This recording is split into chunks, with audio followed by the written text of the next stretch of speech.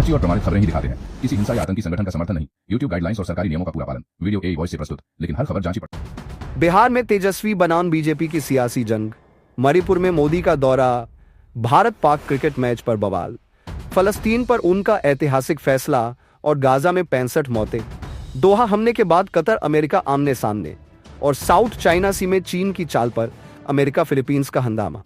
मिलेगी कुछ और धमाकेदार खबरें तो आदाब, नमस्कार। आज है 13 सितंबर 2025। देश विदेश की बड़ी और अहम खबरों के साथ मैं आपका होस्ट अनीस अंसार, और आप देख रहे हैं ग्लोबल आवाज। तो चलिए शुरू करते हैं आज की खबरें, लेकिन उससे पहले चैनल को सब्सक्राइब कीजिए और बेल आइकन जरूर दबाइए ताकि आपको हर बड़ी अपडेट सबसे पहले मिले। पहली खबर मणिपुर में 2023 की जाती है।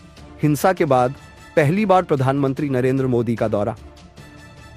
चुराचांदपुर जिले से 7,000 करोड़ रुपए की विकास परियोजनाओं की आधारशिला रखी गई। यही जिला हिंसा का सबसे बड़ा गवाह रहा, जहां 250 से ज्यादा लोगों की जान गई और हजारों बेघर हुए। बारिश के कारण हेलीकॉप्टर न उतर पाने पर मोदी सड़क मार्ग से पहुंचे और कहा, मणिपुर वो मणि है जो पूरे उत्तर पूर्व को चमकाने वाला है। पीएम ने शांति और विकास को साथ लेकर चलने का वादा किया और भरोसा दिलाया कि विस्थापितों को जल्द बसाया जाएगा। विपक्ष लगातार सवाल उठा रहा था कि इतने लंबे समय तक प्रधानमंत्री मणिपुर क्यों नहीं आए। दूसरी तरफ एशिया कप 2025 में भारत पाकिस्तान मैच से पहले सियासी टकराव। दिल्ली में आम आदमी पार्टी ने विरोध प्रदर्शन करते हुए कहा, 26 बहनों का सिंदूर उजाड़ा गया। ऐसे में पाकिस्तान से क्रिकेट खेलना हमारी आत्मा के खिलाफ है। उधर बीजेपी सांसद अनुराग ठाकुर का कहना है कि आईसीसी और एसईसी टूर्नामेंट में किसी भी देश के लिए हिस्सा लेना अक्सर मजबूरी होता है। यानी एक तरफ विपक्ष इसे आतंकवाद से जोड़कर सवाल उठा रहा है, वहीं सरकार कह रही है कि अंतर्राष्ट्रीय टूर्नामेंट में खेलना जरूरी है। अब सबकी नजरें रविवार को दुबई में होने वाले इस high voltage Bharat Pak match पर है। अगली खबर देखिए। जेपी नड्डा आज बिहार के दौरे पर है और इसके साथ ही बिहार का सियासी मैदान गर्म हो गया है। आरजेडी नेता और पूर्व उप मुख्यमंत्री तेजस्वी यादव ने बीजेपी पर हमला बोलते हुए पूछा, भाजपा का राष्ट्रीय अध्यक्ष आखिर कब तय होगा, देरी क्यों हो रही है। तेजस्वी ने तंज कसा, बिहार में 1% लोग भी नड्डा को नहीं जानते। आरजेडी और लालू यादव को गाली दिए बिना बीजेपी का बाजार चल ही नहीं सकता। साल के आखिर में चुनाव हैं और ऐसे में बयानबाजी व रैलियों का दौर और तेज होता जा रहा है। ये सब तो चलता रहेगा। अब बढ़ते हैं अगली खबर की तरफ। बरेली में बॉलीवुड अभिनेत्री दिशा पाटनी का पैतृक घर बना गोलीबारी का निशाना। मोटरसाइकिल सवार 2 हमलावरों ने घर पर फायरिंग की और मौके से फरार हो गए। एसएसपी ने कहा, परिवार की सुरक्षा के लिए सशस्त्र पुलिस तैनात है और 5 टीमें जांच में जुट गई हैं। दिशा पाटनी के पिता रिटायर्ड सीओ जगदीश पाटनी का आरोप है कि उनकी बेटी खुशबू पाटनी के बयान को तोड़ मरोड़ कर पेश किया गया और प्रेमानंद महाराज से जोड़ा गया। ये एक साजिश है। फिलहाल पुलिस ने हमलावरों और वजह पर कोई खुलासा नहीं किया है। अब बढ़ते हैं अगली बड़ी खबर की तरफ। संयुक्त राष्ट्र आम सभा में फलस्तीन को स्वतंत्र राष्ट्र का दर्जा देने पर ऐतिहासिक वोटिंग।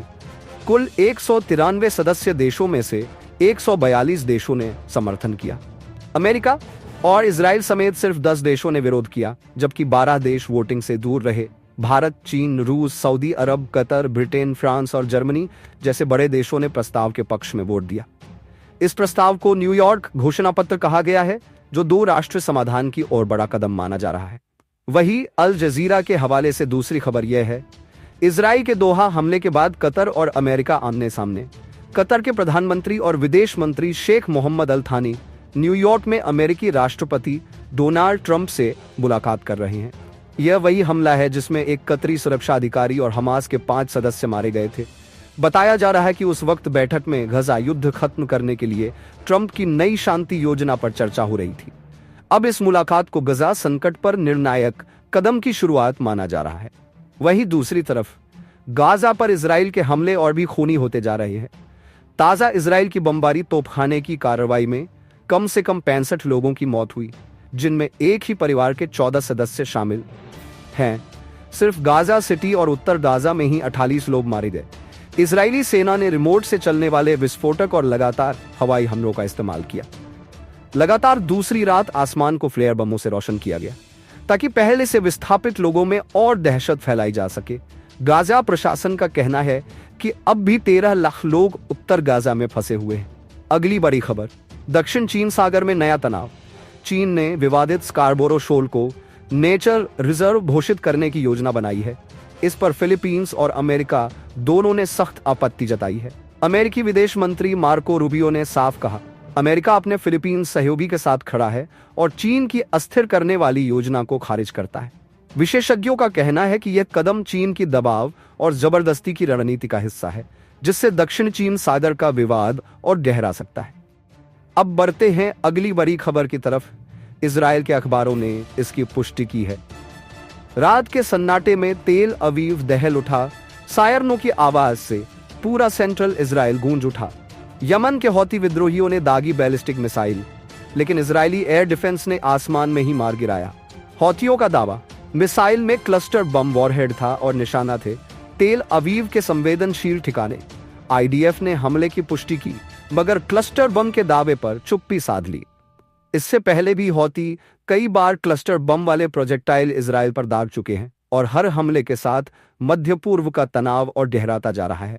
क्लस्टर बम एक ऐसा विस्फोटक हथियार होता है जिसमें एक बड़ा बम या मिसाइल के अंदर कई छोटे छोटे बम भरे होते हैं। जब इसे किसी इलाके में गिराया जाता है तो ये बड़े बम से अलग होकर सैकड़ों छोटे बम चारों तरफ बिखर जाते हैं। हर छोटा बम अलग अलग जगह फटता है और बहुत बड़े इलाके में तबाही मचा देता है। इसका इस्तेमाल दुश्मन की सेना, गाड़ियों, एयरफील्ड या भीड़ भाड़ वाले ठिकानों को ज्यादा नुकसान पहुंचाने के लिए किया जाता है। समस्या यह है कि इनमें से कई छोटे बम गिरने के बाद तुरंत नहीं फटते। ये जमीन पर पड़े रह जाते हैं और बाद में छूने पर या दबाव पड़ने पर फट जाते हैं। इसी वजह से इन्हें बहुत खतरनाक और विवादित हथियार माना जाता है। इसीलिए दुनिया के 100 से ज्यादा देशों ने क्लस्टर म्यूनिशंस कन्वेंशन पर हस्ताक्षर करके इन बमों के इस्तेमाल पर पाबंदी लगा रखी है। आगे बढ़ते हैं। ये रिपोर्ट बीबीसी के हवाले से आई है, जिसमें साफ दिखता है कि उत्तर कोरिया की सख्ती और बढ़ गई है। बाकी इस मुद्दे पर आपकी क्या राय है, कमेंट में जरूर लिखिए। संयुक्त राष्ट्र की ताजा रिपोर्ट बताती है कि उत्तर कोरिया में नागरिकों की जिंदगी पर नियंत्रण और कठोर हो गया है। वहां मौत की सजा देने के मामलों में बढ़ोतरी हुई है। यहां तक कि विदेशी फिल्में और टीवी सीरियल देखने पर भी लोगों को सजाए मौत दी जा रही है। शासन जबरन मजदूरी थोप रहा है और आजादी पर कड़ी पाबंदियां लगा रहा है। रिपोर्ट के अनुसार तकनीकी विकास ने निगरानी व्यवस्था को और मजबूत बना दिया है, जिससे आम जनता लगातार डर और दमन के माहौल में जी रही है। संयुक्त राष्ट्र मानवाधिकार प्रमुख वोल्कर तुर्क ने चेतावनी दी है कि अगर हालात ऐसे ही रहे तो उत्तर कोरिया के लोग और अधिक पीड़ा व बर्बर दमन झेलेंगे। यह रिपोर्ट उन 300 से अधिक लोगों की गवाही पर आधारित है जो पिछले दशक में उत्तर कोरिया से भाग निकले। दोस्तों, आज की रिपोर्ट यहीं खत्म होती है। आपसे फिर मुलाकात होगी अगली खबर में। तब तक के लिए अलविदा।